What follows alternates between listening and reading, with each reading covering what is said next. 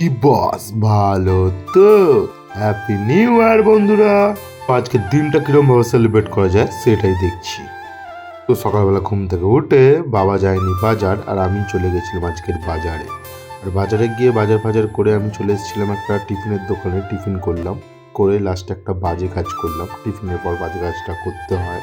তো রোজ তো বাড়িতে মাই রান্না করে, আজকে আমি রান্না করব। তো আজকের রান্নার মেনু রাইস আর চিকেন।